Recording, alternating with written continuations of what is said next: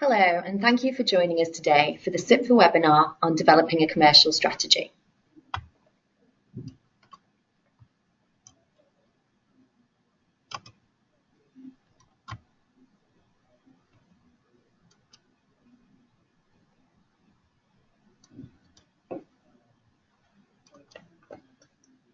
My name is Natalie Abraham, and I'm the Operations Director from SIPFA Seco Limited, and I'm with you for the next hour or so to talk you through the process of developing a commercial strategy. But before I talk for too long, I just need to check some technical things, and I just need you all to indicate if you can all see and hear me by clicking on the yellow hand on your screen.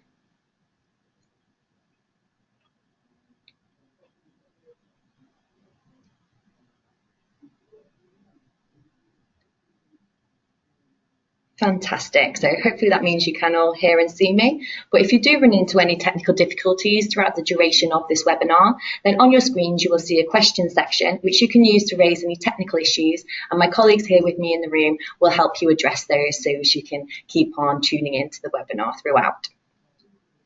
Okay, so before we start the session, I thought it would be a little bit helpful to give you a bit of background information on who I am, a bit about SIPFA Seco, who I work for, and then of course cover off the logistics of the webinar. So, as I said, I'm Natalie Abraham and I'm the Operations Director at SIPFA Seco Limited. I'm an experienced former Senior Manager, Programme Manager, Internal Auditor and SIPFA Accountant from local government, and I currently oversee the work of our consultants at the SIPFA Seco Consultancy. So I've got experience of delivering and designing quite large complex programs of change, which have a large aspect of commercial activity within them. Similarly, at the moment, a lot of the work that we do is around developing options appraisals and business cases to help our clients make decisions around future commercial opportunities they may have. Similarly, a lot of our work involves quite analytical baselining to help inform strategic decision making. So SIPFA Seco, we were set up around about a year ago by SIPFA to respond to some of the challenges facing the public sector, particularly around commercial thinking and being able to take commercial opportunities available to the public sector. We're a value-driven service, and our integrity, creativity and our sector knowledge is at the forefront of absolutely everything that we do with our clients.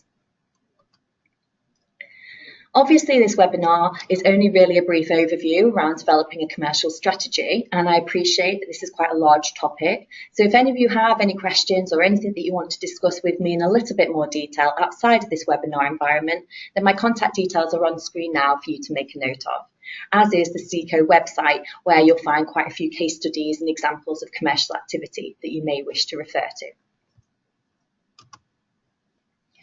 Okay, so you'll be relieved to know that hopefully this webinar shouldn't just be me talking at you for the next 45 minutes. There is a little bit of interaction via a couple of poll questions, which I will talk you through how to get involved in that as and when the time is right within the webinar. I also have the facility to take any questions throughout the webinar using that same question facility I mentioned a moment ago.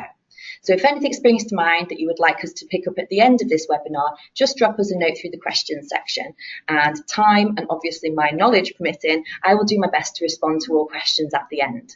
If we run out of time or I need to refer back to colleagues, then I will of course still take your questions away and respond to you via another means. So just before we get into the main webinar, just to reiterate, if you do experience any technical difficulties throughout the webinar, use that same question facility on screen to raise them and we will do our best to help you. Okay, thank you. So into the session around developing a commercial strategy.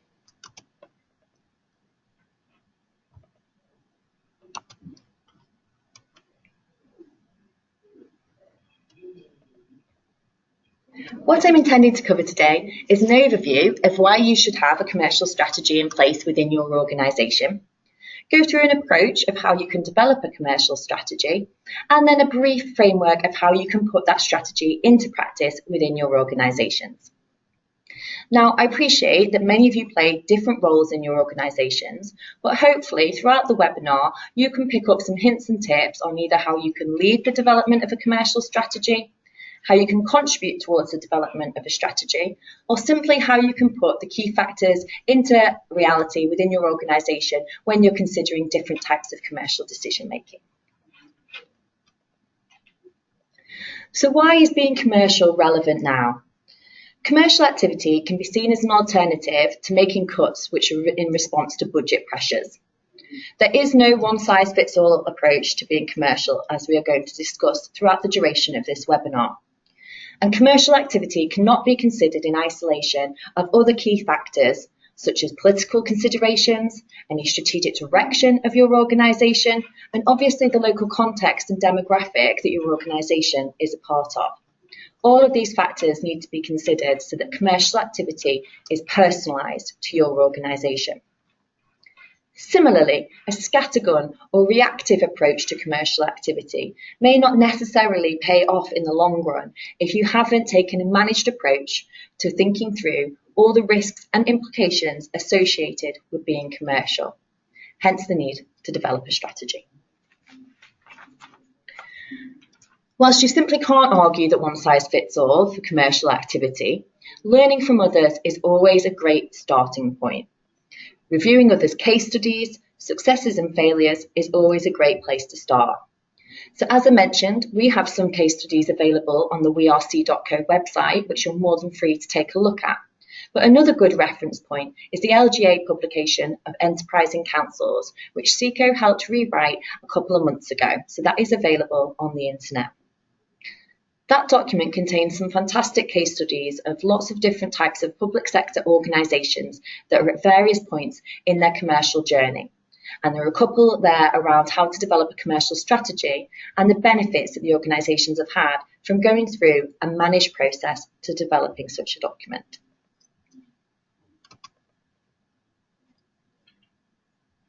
Commercial activity can take many forms, predominantly trading, investment, sound commissioning and contract management, as well as obviously reviewing fees and charges. When looking to charge for internal services, there are plenty of technical, legislative and simply practical considerations to bear in mind. Your local context is key here, and what works in one place simply may not work in another. You just cannot copy. You have to take a really considered approach to the implications of fees and charges in your local area. A practical example of that may be considering introducing charges for green waste collection. Some authorities have moved down that road and now charge for green waste collection, and it's a great revenue generator. However, others that have generated revenue this way have seen unintended consequences pop up in other parts of the organisation. For example, increased in-fly tipping, which obviously has increased costs associated with dealing with, and therefore can often net off the benefit from the revenue generation. So you have to really think through every consideration when you're looking at reviewing your fees and charges and really take the time to assess the benefits and risks associated with that. So in summary, why do you need a strategy? Well, it simply helps to put in place a framework around what you are trying to deliver, how you will do it, and why you are doing it. The process of developing a strategy encourages innovation and, if done properly, can really help bring key stakeholders with you on the commercial journey. It also helps you to really tease out the risks and issues associated with commercial activity and help to really understand what they are and identify any mitigating actions that you need to build into your planning and thinking. Okay. So before we go into how to develop a strategy, let's tackle our first poll question. So on screen shortly, you will see a question appear for you to respond to.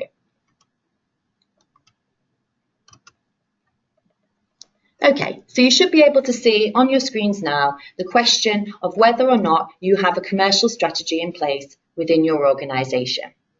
So I'm just going to take a moment to allow you all to respond, and then I will share the responses with you.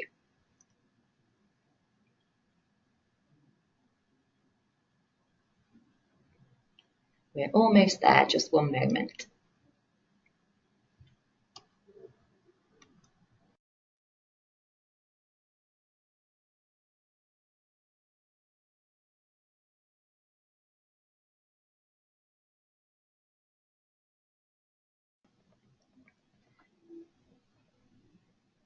Okay, so we're still collecting some responses, so just a moment and I will share the result of the poll question with you. We've got approximately 85% of you all voting, so if we could just encourage that remaining 15% to click on the button, that would be fantastic.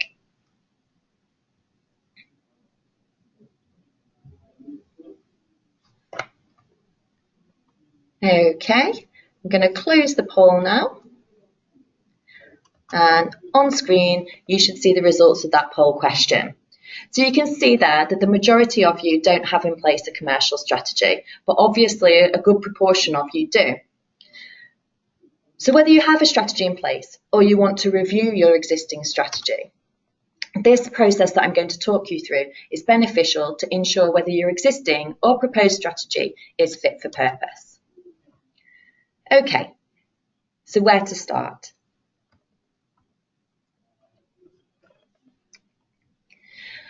There are key questions to consider when either reviewing or looking to develop your commercial strategy. So, what does commercialism mean to you? What are your drivers? What are you trying to achieve? Where are your opportunities? How will you assess each opportunity? And what will success look like? The 6-part framework that I'm going to talk you through goes about addressing these 6 key questions. But you will notice that this involves raising even more questions. And unfortunately, I simply cannot give you the answers to these questions because, as I mentioned, the approach to commercial activity in each organisation needs to be very specific to your local context. But what I can assure you is that going through the process of challenging yourselves with these questions and responding to them helps inform your strategy development.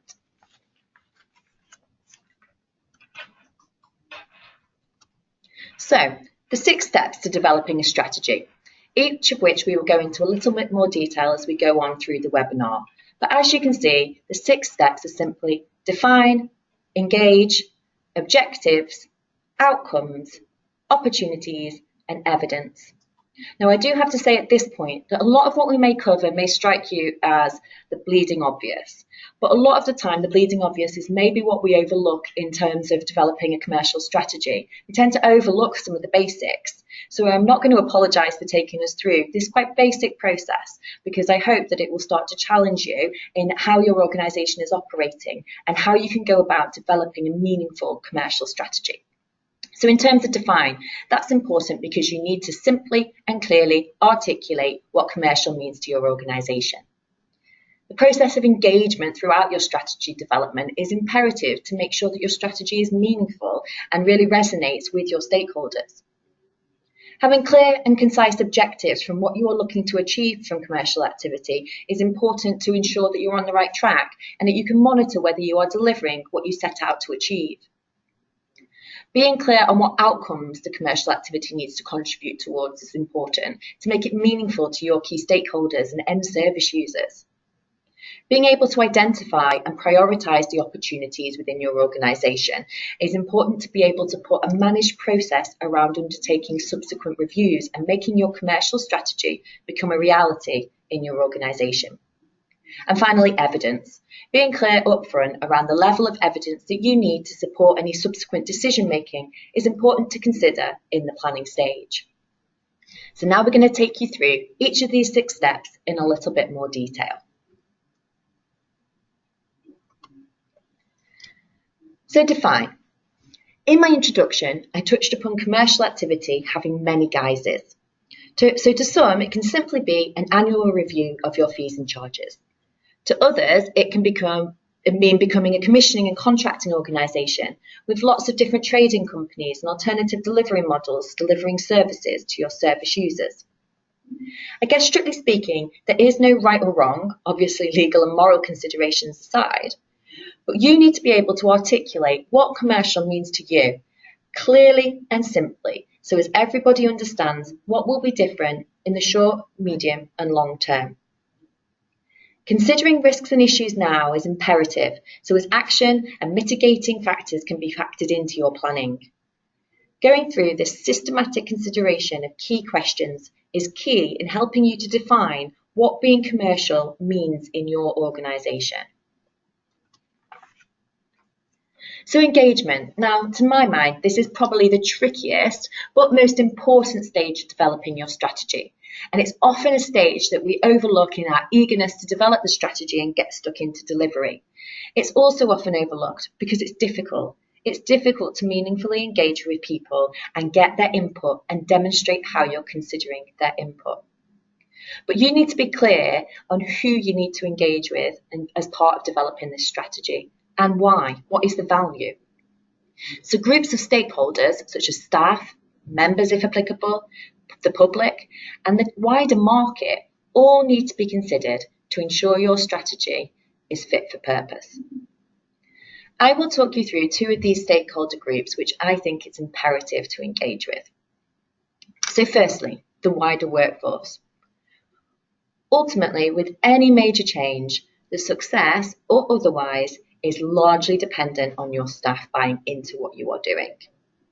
So engaging with them in two-way effective conversation during the development of your strategy will deliver you a number of significant benefits. So firstly, staff have huge insight into what works and what doesn't work within your organisation. And that insight can really help shape the direction of your strategy and what you're proposing to do.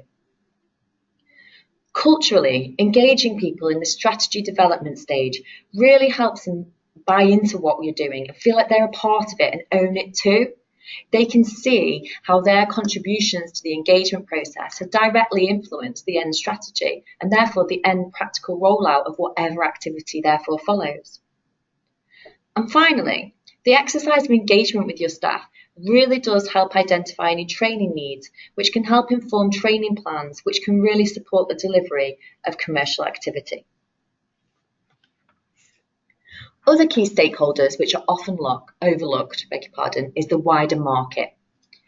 This type of engagement is imperative when you're undertaking specific commercial reviews, but it should also be considered a fundamental part of your strategy development. So do you know what kind of provider you are? Are you the only one delivering these services, or do you have competitors? How do you compare to these competitors? Crucially, how would the market out there deliver your services differently? Now, engaging with the market can often be assumed as a prerequisite task to considering outsourcing.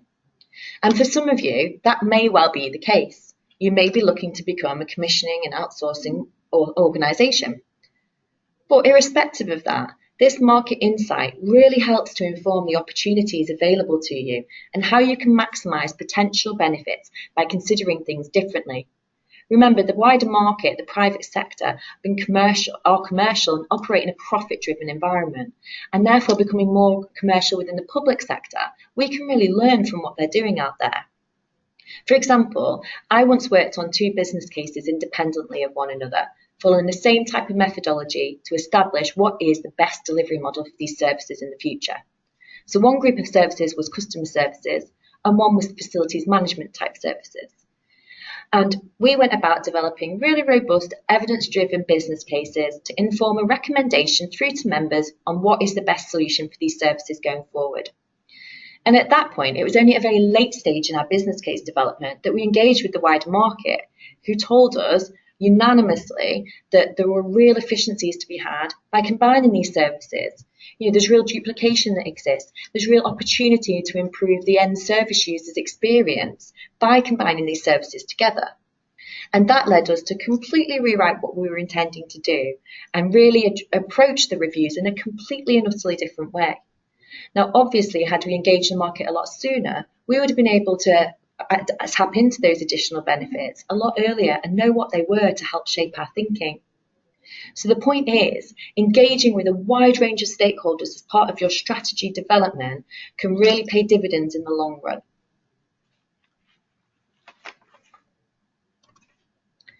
So objectives. Following on from defining what commercial means in your organisation, it's important to set clear objectives on what you are trying to deliver and how you will actually know when you've achieved it, i.e. being clear on what are your critical success factors. Your objectives may be purely financially driven, i.e. that you want to raise revenues by X million pounds to assist in balancing the budget. They may be purely performance driven, i.e. you've got some underperforming areas that you really need to improve, and actually looking at things from a more commercial perspective may aid the improved performance. It may be a combination of them both. It may be something completely different.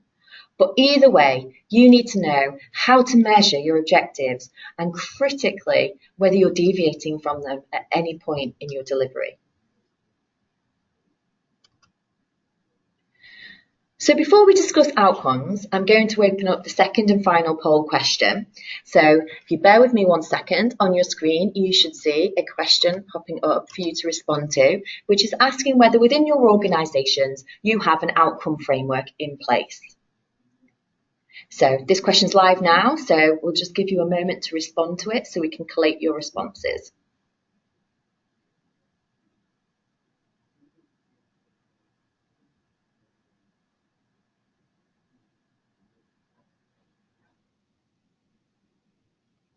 So I'm just going to give it a few more seconds.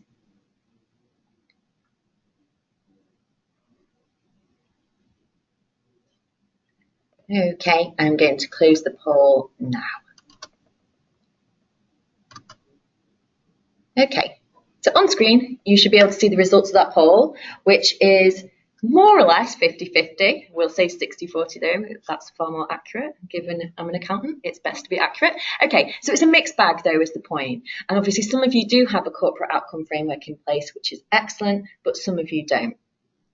So a corporate outcome framework really makes it easier for you to identify which priority outcomes the commercial activity will contribute towards. This also helps contribute towards the golden thread of your organisation, so i.e. making sure that all your activity is contributing towards the improvement in the delivery of outcomes for your organisation. So if you don't have an outcome framework in place, do not worry, it doesn't undermine the importance of a corporate commercial strategy. But what you need to make sure you think through is what outcomes you are seeking to contribute towards as part of delivering commercial activity. So this could be something like growing the local economy, increasing local employment, or improving the effectiveness of early interventions. Whatever outcomes you see your commercial activity contributing towards, you need to call them out in your strategy and really think through any risks and implications associated with commercial activity and your outcome delivery. So opportunities. You all know in your organisations, I'm sure, where there are areas which could be improved, where there are areas that are really high performing and could be exploited so much more if only they were able to offer their services to a wider audience. But a structured, logical approach is always preferable to identifying your opportunities rather than just developing a list in a darkened room, a hit list if you like. So if you do have agreed outcomes in the form of a framework or otherwise, then undertaking a baselining exercise as part of your strategy development, which looks to map your organisational spend and service performance against your outcomes, is a really beneficial exercise to go through. Because what that can do is help you identify where maybe you've got high investment but low performance areas, and vice versa. And you can use this insight in the context of your outcome delivery to help inform a prioritised approach to undertaking reviews of commercial opportunities.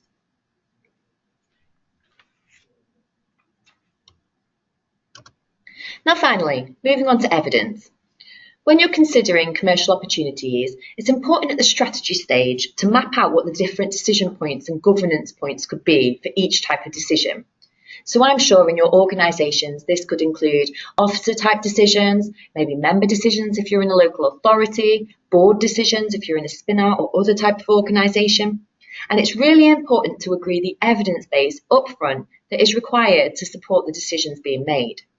So for instance, if it is likely to be a member decision and therefore in a public domain via a cabinet or executive meeting, then you need to be clear up front how much evidence you need to justify the recommendation to members, but also how much of that evidence you're going to share and put into the public domain. Another key point to consider, which can sometimes be quite contentious, is whether you are genuinely going to allow the evidence to inform your recommendation, or whether there are any other factors that you need to consider up front, whether that be member, officer, or and other preferences for what the outcomes of reviews are likely to be. Now, these 6 steps to developing a strategy may all seem obvious, as I mentioned earlier. But as I said, and I'm not afraid to repeat, sometimes it is the obvious that is overlooked. The other point is these 6 steps may also seem very straightforward, but how do you therefore make it come alive? So on screen is an example contents of a strategy that you should be able to populate having gone through the 6 stages of developing a commercial strategy. However, what really glues this together, in my opinion, is the clear link and consistencies with other strategies and policies. This link makes your commercial activity and therefore your commercial strategy a clear enabler of delivering your organisation's overarching aims, objectives and outcomes. This nice framework helps ensure that there isn't that reactive scattergun approach to making commercial decisions, that actually you apply your commercial strategy and the framework beneath it to your decision making to ensure that all of your considerations of commercial opportunities are in line with your organisation's wider purpose and goals.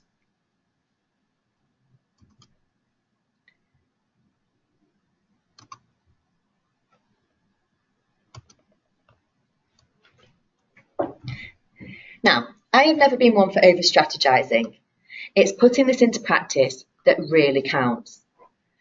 A good strategy gives you a sound, informed and thought-out framework to operate in when you're undertaking service reviews, budget setting exercises and any other exercise really where there are commercial considerations to bear in mind. Putting this into practice is what crucially matters. So let's briefly follow the strategy through into practice. Starting with the outcomes that you have mapped out as priorities, you've undertaken a baselining exercise which has made you aware of an opportunity to review a service. Let's say in this case that it has been identified that it would be a very worthwhile activity to undertake a review of a service to determine what the optimum delivery model is for those services going forward. i.e., asking yourself the question, is internal provision the right vehicle for this service in the medium to long term? So, you want to engage with stakeholders to help inform your options appraisal and business case. You want to be clear on what you want to achieve and the long-term outcomes for these services, and also make sure that the service is an ongoing success, i.e. that it's sustainable in the medium to long term. So I'm afraid we have some more key questions to consider as part of this business case process. As I said, the answers to these questions are very specific to your own organisations, but the questions help provide you with a framework that you can apply to pretty much every commercial consideration. So, assuming a business case is required for considering a different delivery model, you need to ask yourselves if you know what you and service users and other key stakeholders want from the service. Do you know the market that you're operating in? Have you identified an outcome-driven service specification? Which as a side note, often has connotations associated with outsourcing. But irrespective of the delivery model, it is vital that you are clear on the purpose of the service, to firstly ascertain how best to deliver the services, but also to help performance manage them going forward. So therefore, whether you really know that a service will continue to be delivered internally, it is still important to go through that process of developing an outcome-driven service specification, because it ensures consistency when you're comparing to others, and it also sets a great framework for future performance management of the service. So, why do you need to go through this process again of really getting under the skin of the context in which a service is operating in? Well, benchmarking is really key here to evidence your decision making, getting under the skin of the unit costs associated with the service, the performance levels associated with the service, how you compare to other similar public sector organisations, but also how you compare to the market, particularly in terms of cost and quality. And the reason that you should go through this benchmarking exercise is because ultimately, if you are considering reviewing the legal models for a service, then really you're asking yourself these 4 questions on screen. Is the community able to deliver the service? i.e., is it a service which maybe contributes towards your outcomes, but you don't need to invest heavily in it? And therefore, you could work with the community to deliver this service on your behalf, and essentially removing yourself from providing that service.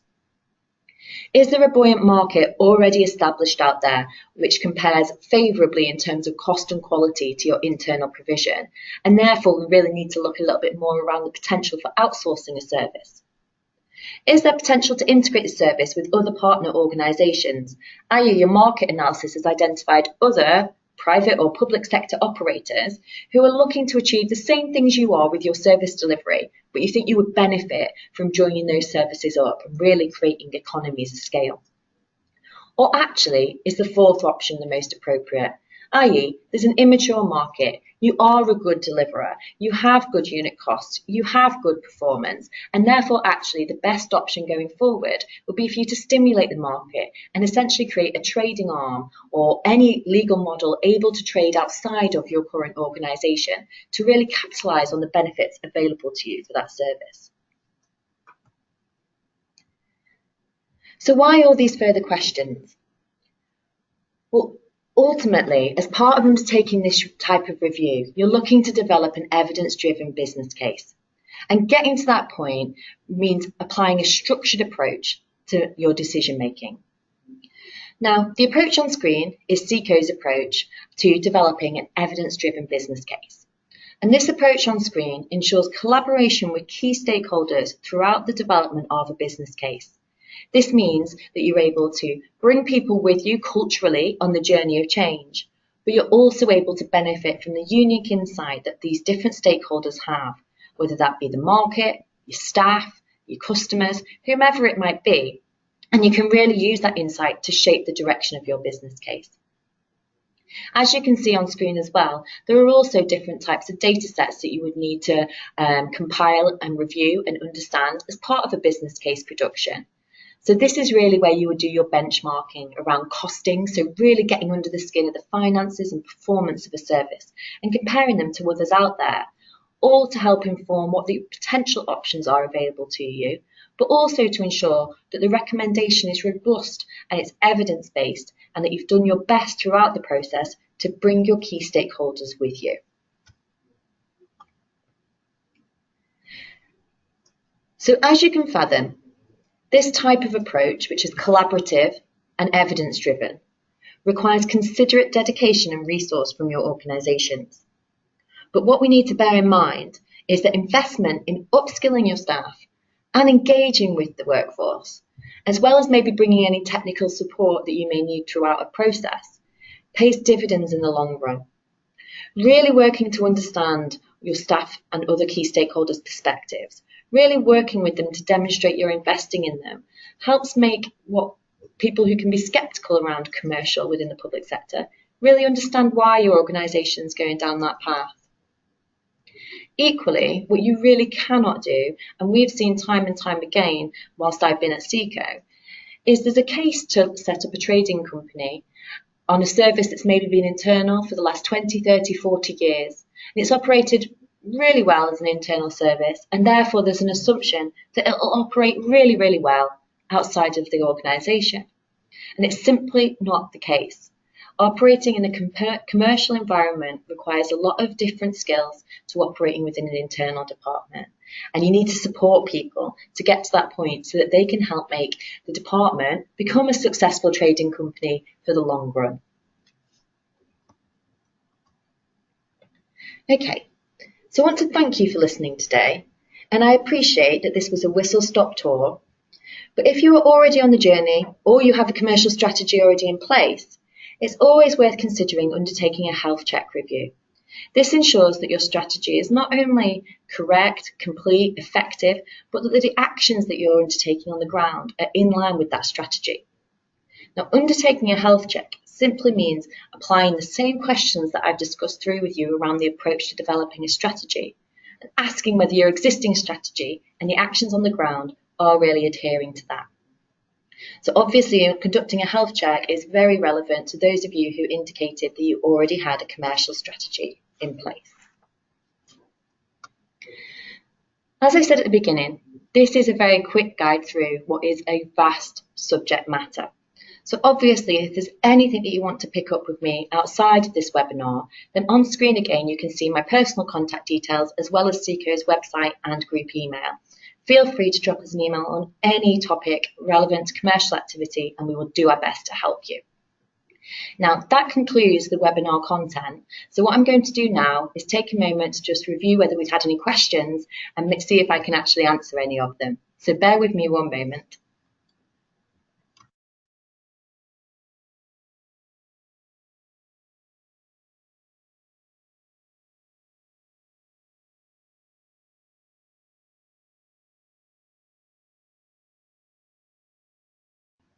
Okay, so I've had a question here asking whether the slides that you've gone through as part of the webinar will be shared with those of you who have logged on to the webinar. They will be available on the CITFA website, and also the webinar will be available on YouTube in the coming days. Okay, let me just check that we haven't had any follow-on questions. So will we send copies of the PowerPoint? Yes, we will. Okay, that's fine. I think that concludes the questions actually, everybody. So just like to thank you again for tuning in, and I look forward to speaking to any of you in the future. Thank you very much.